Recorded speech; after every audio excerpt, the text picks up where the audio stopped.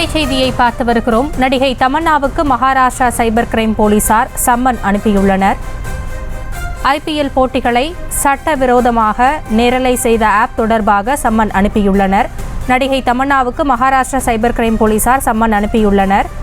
IPL போட்டிகளை சட்டவிரோதமாக நேரலை செய்த ஆப் தொடர்பான வழக்கில் சம்மன் அனுப்பியுள்ளனர். அது குறித்தான அண்மை செய்தியை பார்த்து வருகிறோம்.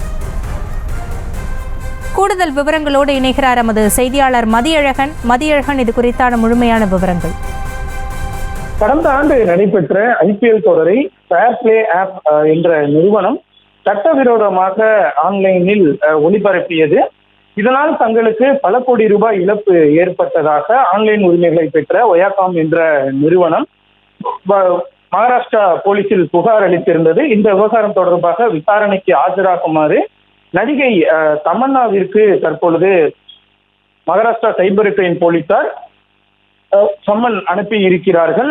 அந்த சட்டவிரோதமாக ஒளிபரப்பப்பட்ட அந்த ஐபிஎல் போட்டிகளை விளம்பரப்படுத்தும் நோக்கில் அவர் நடித்ததாகவும் ஒரு குற்றச்சாட்டு எழுந்திருக்கிறது. அதன் காரணமாகவே தற்பொழுது அவருக்கு சம்மன் அனுப்பப்பட்டிருப்பதாகவும் கூறப்படுகிறது. வரும் திங்கட்கிழமை, அதாவது 29ஆம் தேதி அவர் நேரில் ஆஜராக வேண்டும் என்று மகாராஷ்டிரா சைபர் கிரைம் பிரிவு போலீசார் சம்மன் அனுப்பியிருக்கிறார்கள். இதே போல இந்த விவகாரம் தொடர்பாக நடிகர் சஞ்சய் தத்துக்கும் சம்மன் அனுப்பப்பட்டு இருக்கிறது. ஆனால் அவர் படப்பிடிப்பு உள்ளிட்ட பணிகள் காரணமாக விசாரணைக்கு ஆஜராகவில்லை என்றும் தகவல்கள் வெளியாகி இருக்கின்றன.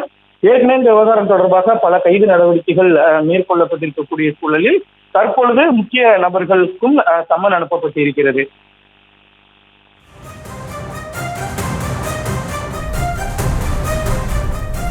விவரங்களுக்கு நன்றி மதியழகன்.